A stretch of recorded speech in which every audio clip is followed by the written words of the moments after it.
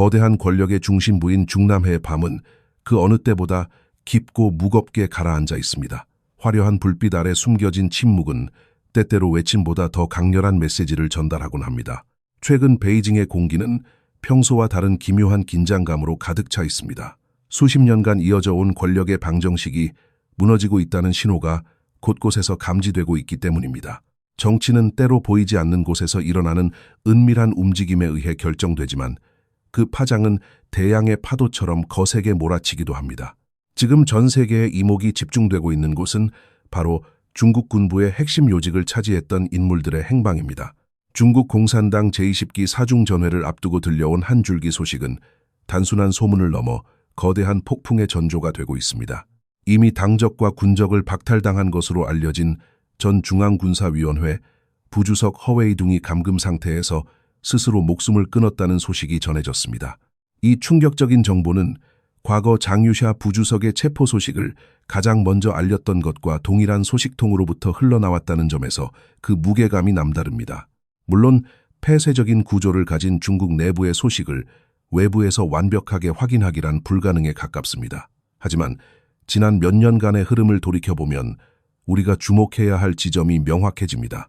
과거에는 서구의 대형 언론사들이 정보의 주도권을 쥐고 있었다면 이제는 개인 미디어나 소셜 네트워크를 통한 폭로가 그 자리를 대신하고 있습니다. 대형 언론사들은 오랜 시간 공산당의 침투와 통제 아래 놓이게 되었고 내부 파벌들이 정보를 흘리기에 너무나 눈에 띄는 창구가 되었습니다. 반면 개인 미디어는 유연하고 추적이 어려우며 때로는 더 거칠고 가공되지 않은 진실을 전달하는 통로가 되기도 합니다. 물론 그 과정에서 과장이나 자극적인 요소가 섞일 수 있지만 시간이 지나면서 어떤 정보가 진실에 가까웠는지는 역사가 증명해왔습니다. 로켓군 사건부터 이상프의 몰락 그리고 이번 허웨이둥의 사건에 이르기까지 일련의 예언들은 놀라울 정도로 적중하며 권력 상층부의 균열을 보여주었습니다. 허웨이둥의 자살 소식이 사실이라면 이는 현대 중국 정치사에서 매우 드물고 심각한 사건으로 기록될 것입니다. 중국 공산당의 역사 속에서 현직 또는 갓 해임된 정치국 위원급 인사가 스스로 생을 마감하는 일은 극히 이례적입니다. 광기 어린 투쟁이 난무했던 문화대혁명 시기조차 이런 사례는 거의 찾아볼 수 없었습니다. 가장 가까운 역사적 사례를 찾으려면 1954년 고강 사건까지 거슬러 올라가야 합니다.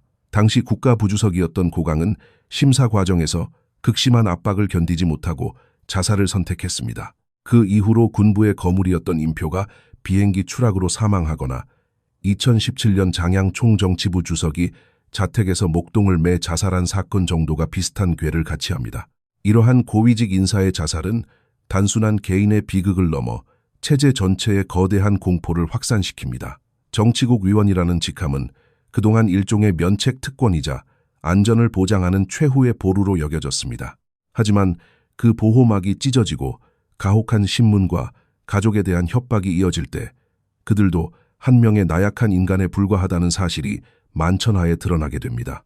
이는 고위 간부 사회 전체에 심각한 패닉을 유발하며 전국을 더욱 통제불능의 상태로 몰아넣는 기폭제가 됩니다.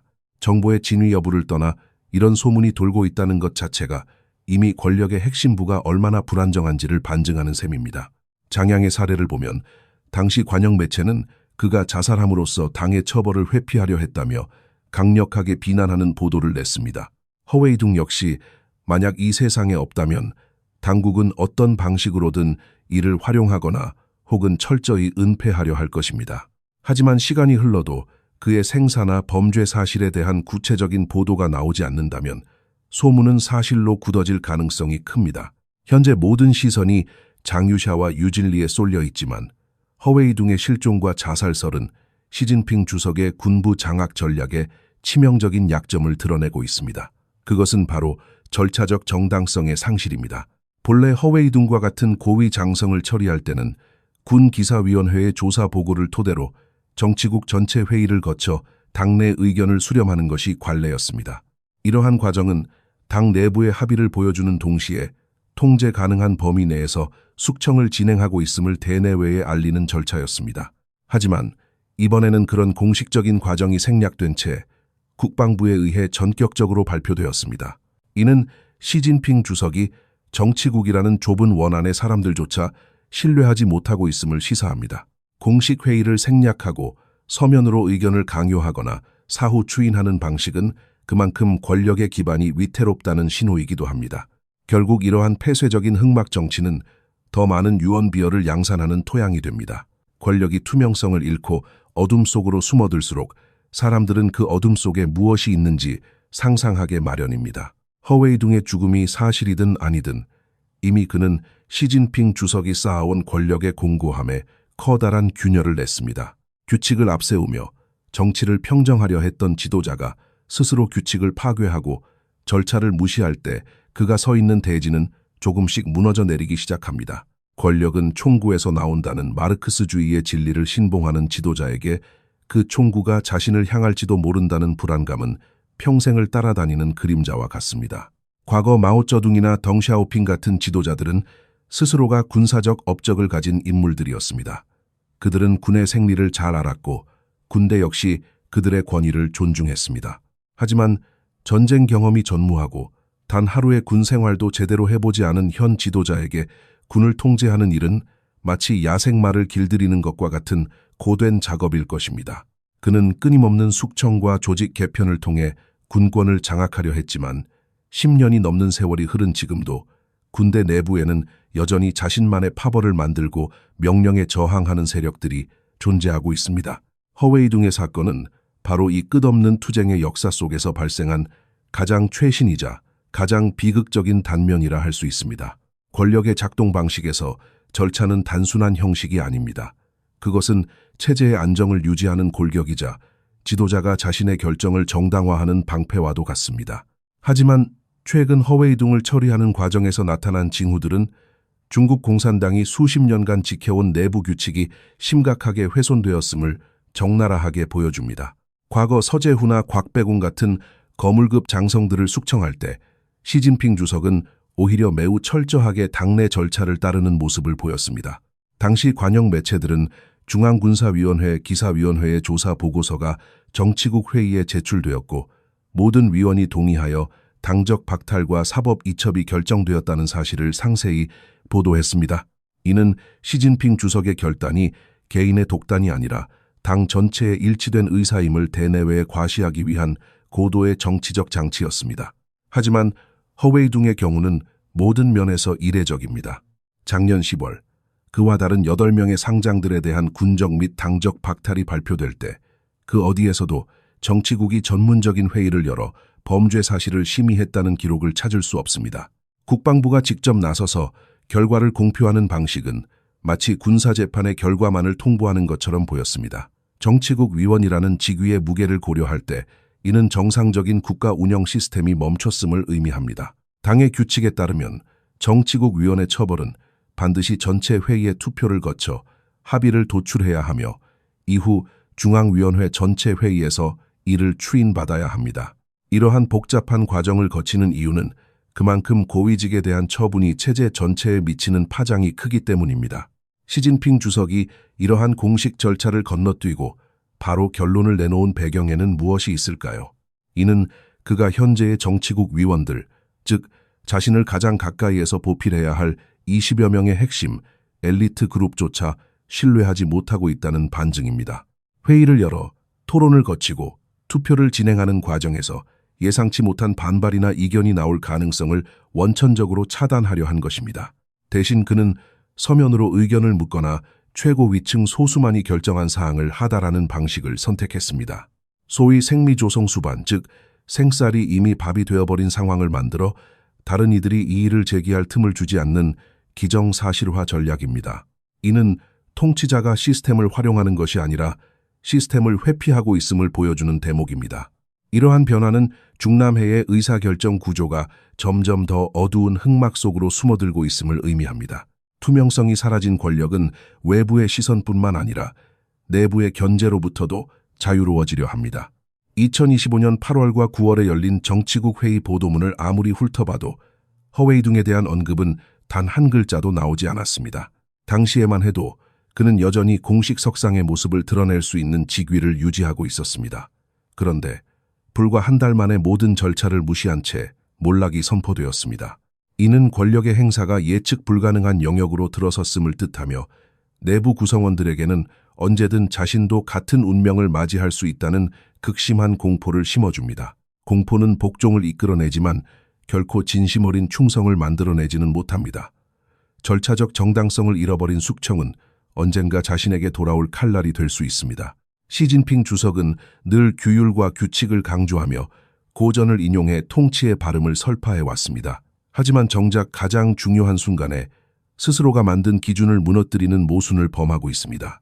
정치국 위원들이 회의석상에서 동료가 한 명씩 사라지는 것을 목격하면서 느끼는 감정은 경외심보다는 생존에 대한 처절한 본능일 것입니다. 그들은 이제 회의장에 들어설 때마다 이번이 자신의 마지막 자리가 되지는 않을지 혹은 누구의 손을 들어주어야 목숨을 부지할 수 있을지를 고민해야 하는 처지에 놓였습니다. 이러한 비정상적인 흐름은 시진핑 주석의 내면에 자리 잡은 깊은 불안감에서 기인합니다. 그는 문관 출신의 지도자로서 군대를 완벽히 장악해야 한다는 강박에 가까운 목표를 가지고 있었습니다. 하지만 10년 넘게 군 개혁을 밀어붙이고 자신의 측근들을 요직에 배치했음에도 불구하고 군부 내부의 뿌리 깊은 파벌과 저항의 기류는 여전했습니다. 특히 장유샤나 유진리 같은 인물들이 군사적 전문성을 내세워 자신의 전략적 목표에 의문을 제기하거나 비밀리에 세력을 규합하고 있다는 첩보를 접했을 때 그가 느꼈을 배신감과 위협은 상당했을 것입니다. 결국 그는 시스템을 통한 통제가 실패했다고 판단하고 다시 한번 극단적인 인적 쇄신과 절차 무시라는 승부수를 던진 셈입니다. 중국 공산당의 역사에서 권력자가 이토록 노골적으로 절차를 파괴한 사례는 대개 체제가 극심한 위기에 처했거나 지도자의 권위가 한계에 다다랐을 때 나타났습니다. 흑막 정치가 강화될수록 공식적인 정보 통로는 차단되고 그 빈자리는 수많은 소문과 유언비어가 채우게 됩니다. 허웨이둥의 자살설이 이토록 빠르게 확산되고 설득력을 얻는 이유도 바로 여기에 있습니다. 당국이 투명하게 정보를 공개하지 않고 절차를 무시하는 행보를 보일수록 대중과 관료들은 가장 비극적이고 극단적인 시나리오를 사실로 믿게 됩니다. 이는 지도자가 의도했던 공포 정치가 오히려 자신의 통제력을 갉아먹는 역설적인 상황을 초래합니다. 결과적으로 시진핑 주석은 허웨이둥을 제거함으로써 눈앞에 장애물은 치웠을지 모르나 자신이 딛고 서 있는 당의 전통과 규범이라는 주춧돌을 스스로 뽑아버렸습니다. 규범이 사라진 자리에 남은 것은 오직 힘의 논리와 맹목적인 복종뿐입니다. 하지만 힘에 의한 통치는 더 큰 힘이나 더 정교한 음모에 의해 언제든 뒤집힐 수 있는 취약성을 내포하고 있습니다. 중남해의 검은 상자는 이제 그 어느 때보다 불길한 소리를 내며 흔들리고 있습니다. 절차를 무시한 숙청의 대가는 결국 체제의 정당성 상실이라는 거대한 청구서로 돌아오게 될 것입니다. 정당성이 사라진 자리에는 필연적으로 힘의 공백을 메우기 위한 가혹한 통제 기술이 뒤따릅니다. 시진핑 주석이 이토록 군부 숙청에 집착하며 파격적인 행보를 보이는 이유를 이해하기 위해서는 중국 공산당 역대 지도자들이 총구를 어떻게 길들여 왔는지 그 계보를 살펴볼 필요가 있습니다. 공산당의 격언처럼 권력은 총구에서 나오지만 그 총구가 언제나 당을 향해 곧게 서 있는 것은 아니었기 때문입니다. 역대 지도자들의 군 통제 방식은 크게 세 가지 유형으로 나뉩니다. 첫 번째는 압도적인 군사적 위상과 경험을 바탕으로 한 권위형 모델입니다. 마오쩌둥과 덩샤오핑이 대표적입니다. 이들은 스스로가 전쟁의 포화 속에서 군대를 일궈낸 건국 세력이었습니다. 장병들에게 그들은 단순한 통치자가 아니라 생사를 함께한 사령관이었습니다. 특별한 감시 체계가 없어도 군은 그들의 카리스마 앞에 자발적으로 복종했습니다. 선전기구가 그들에게 위대한 군사 전략가라는 왕관을 씌워주기 이전에 이미 군 내부에 확고한 뿌리를 내리고 있었던 셈입니다. 이 시기에는 군이 당의 명령을 어기는 것은 상상조차 할 수 없는 일이었습니다. 두 번째 유형은 군의 생리를 이해하지 못하거나 장악력이 부족했던 약세형 모델입니다. 후진타오 전 주석의 10년이 바로 이 사례에 해당합니다. 그는 당헌상의 권력을 가졌음에도 불구하고 군부 원로들과 장성들의 견제에 막혀 실질적인 군권을 행사하지 못했습니다. 대표적인 사건이 2008년 스굽 대지진 당시였습니다. 당시 원자바오 총리가 군의 출동을 독촉했으나 군은 중앙군사위원회에 직접적인 명령이 없다는 이유로 움직이지 않았습니다. 오죽하면 원자바오 총리가 전화기 너머로 국민이 당신들을 먹여 살린다는 사실을 기억하라며 경로했겠습니까? 2011년 게이츠 미국 국방장관이 방중했을 때 군이 독단적으로 제니10 전투기의 시험 비행을 강행해 후진타오 주석을 당혹게 했던 사건 역시 군이 얼마나 지도부를 무시했는지를 보여주는 단면입니다. 시진핑 주석은 바로 이 후진타오 시대의 무력함을 지켜보며 집권 이후 군부 정체성을 완전히 뜯어고치겠다는 결심을 굳혔을 것입니다. 그가 선택한 세 번째 방식은 장제민 전 주석이 활용했던 정치 투쟁과 이익 배분을 더욱 극단적으로 밀어붙인 급진적 숙청과 조직 재편 모델입니다. 장제민은 군의 상업 활동을 금지하는 대신 예산을 대폭 늘려주고 자신의 측근들을 요직에 앉히는 방식으로 타협점을 찾았습니다. 하지만 시진핑 주석은 여기서 한 발 더 나아갔습니다. 그는 단순히 사람을 바꾸는 것에 그치지 않고 소련식 군관리 체제였던 사총부와 군구 체제를 완전히 폐지해버렸습니다. 대신 중앙군사위원회 주석에게 모든 권한이 집중되는 전구 체제로 전환하며 군의 뼈대 자체를 다시 세웠습니다. 문제는 10년이 넘는 세월 동안 강도 높은 반부패 투쟁과 조직 개편을 진행했음에도 불구하고 시진핑 주석이 원하는 절대적 복종의 목표가 달성되지 않았다는 점입니다. 최근 묘화나 하웨이둥 같은 핵심 인물들이 줄줄이 실각하고 장유샤와 유진리 같은 현직 고위 장성들과의 불화설이 끊이지 않는 것은 시진핑식 군 장악 모델이 한계에 부딪혔음을 의미합니다. 지도자의 군사적 전문성이 결여된 상태에서 공포만을 동력으로 삼는 통치는 필연적으로 내부의 냉소와 저항을 불러옵니다. 군 전문가들은 지도자의 거창한 청사진이 현실과 동떨어져 있다고 판단할 때 침묵하거나 혹은 은밀하게 자신들만의 파벌을 만들어 생존을 도모합니다. 시진핑 주석은 현재 자신이 임명한 장성들조차 뒤에서 다른 마음을 품고 있다고 의심하는 단계에 이르렀습니다. 2015년 군 개혁의 성과를 자랑하던 목소리는 사라지고 이제는 군 내부의 정치적 부정직을 처단해야 한다는 서슬퍼런 경고만이 울려 퍼지고 있습니다. 이는 역설적으로 그가 구축한 시스템이 군 내부의 진정한 충성을 이끌어내는데 실패했음을 자인하는 꼴입니다. 아무리 강력한 권력을 가졌더라도 군대라는 거대 조직을 오직 숙청이라는 단일 도구로만 통제하려는 시도는 결국 더 큰 불안정을 야기할 뿐입니다. 전쟁 경험이 없는 문관 지도자가 나폴레옹과 같은 야망을 품고 군을 다스리려 할 때 발생하는 괴리는 중남해의 긴장을 고조시키는 핵심 원인이 되고 있습니다. 과거의 지도자들이 권위나 이익을 통해 군을 다스렸다면 시진핑 주석은 이제 오직 감시와 공포라는 마지막 카드에 매달리고 있습니다. 그리고 이 선택은 중국 군부를 한 치 앞을 내다볼 수 없는 혼돈의 소용돌이 속으로 몰아넣고 있습니다. 숙청과 조직 개편만으로 군을 장악할 수 없다는 사실을 깨달은 통치자가 마지막으로 의지하게 되는 곳은 결국 정보기관과 비밀경찰의 힘입니다. 현재 중국 군부 내에서 벌어지고 있는 일련의 사태는 시진핑 주석이 기존의 정치위원 시스템조차 신뢰하지 못하고 있음을 여실히 보여줍니다. 과거에는 정치공작부서가 군의 사상과 충성심을 관리하는 핵심 기제였다면 이제 그 역할은 보위부서, 즉 비밀경찰과 정보감시체계로 급격히 이동하고 있습니다. 중앙군사위원회 정치공작부 주임이었던 묘화가 실각하고 정공계를 담당하던 하웨이둥 부주석이 비극적인 최후를 맞이했다는 소식은 이러한 체제 변화를 상징하는 사건입니다. 이는 과거 소련의 스탈린 시대나 연안 시기 비밀경찰 수장이었던 베리아의 공포 정치를 떠올리게 합니다. 베리아는 군 원수 계급을 부여받고 내무부라는 거대 조직을 통해 군대와 사회 전체를 감시하며 무소불위의 권력을 휘둘렀습니다. 하지만 이러한 정보기관 중심의 군 감시는 치명적인 부작용을 내포하고 있습니다.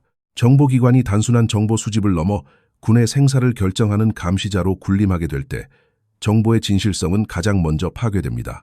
정보기관의 성과 지표는 대개 두 가지 방향으로 왜곡되기 마련입니다. 첫 번째는 지도자의 눈과 귀를 가려 상황의 심각성을 축소 보고하는 것입니다. 모든 것이 자신의 통제 아래 잘 운영되고 있다는 점을 강조하여 업적을 인정받으려 하는 심리입니다. 2079년 이란 혁명 당시 정보기관 사바크는 광범위한 민중 시위를 단순한 소요 사태로 치부하며 국왕에게 허위 보고를 올렸습니다.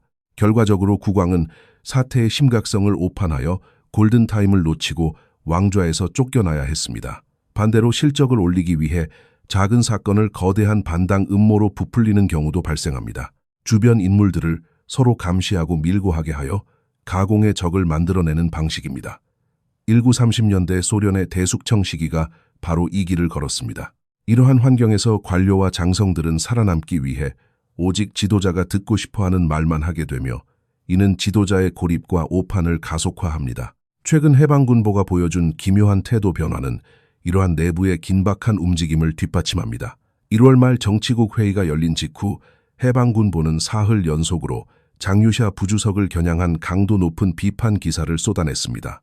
흥미로운 점은 정치국 회의 이전까지만 해도 비판의 수위가 점차 낮아지는 듯한 모습을 보였다가 회의가 끝난 직후 다시금 태도가 돌변하여 기세를 높였다는 사실입니다. 이는 시진핑 주석이 정치국 회의라는 폐쇄된 공간에서 다른 위원들로부터 장유샤 처리에 대한 모종의 묵인이나 동의를 얻어냈음을 시사합니다.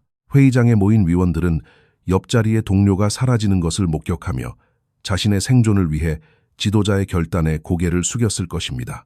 시진핑 주석은 이러한 수능을 확인한 뒤 다시 한번 군보라는 확성기를 통해 숙청의 칼날을 휘두르기 시작한 셈입니다. 하지만 이러한 방식은 시진핑 주석을 공산당의 지도자가 아닌 중동의 전형적인 독재자의 모습으로 변모시키고 있습니다. 정당한 절차와 시스템에 의해 지탱되는 권력이 아니라 오직 개인의 의심과 정보기관의 칼날에 의지하는 통치는 그 기반이 매우 취약할 수밖에 없습니다. 그는 당의 전통적인 규칙을 파괴하고 시스템을 해체함으로써 자신을 보호할 수 있는 마지막 방어벽까지 스스로 무너뜨리고 있습니다. 하웨이둥의 자살설이나 고위 장성들의 연쇄 실각은 단순히 개인의 몰락을 넘어 중국이라는 거대한 함선이 어디로 향하고 있는지를 보여주는 위험한 신호탄입니다. 통치자가 절차를 무시하고 공포를 앞세울수록 내부의 적은 사라지는 것이 아니라 더 깊은 어둠 속으로 숨어들 뿐입니다. 우리는 지금 중국 정치의 가장 어두운 터널을 지나고 있습니다. 권력의 최상층부에서 벌어지는 이 잔혹한 드라마는 한 개인의 야망이 어떻게 시스템을 파괴하고 한 국가를 불확실성의 도수로 빠뜨리는지를 적나라하게 보여줍니다. 역사는 늘 반복되는 것처럼 보이지만 그 속에서 우리는 새로운 교훈을 얻어야 합니다. 진정한 권위는 총구나 감시가 아닌 투명성과 정당성에서 나온다는 사실 말입니다. 시진핑 주석이 스스로를 총가 속사라 부르며 밀어붙이는 이 광기 어린 질주가 과연 어떤 종착지에 닿을지는 아무도 알 수 없습니다.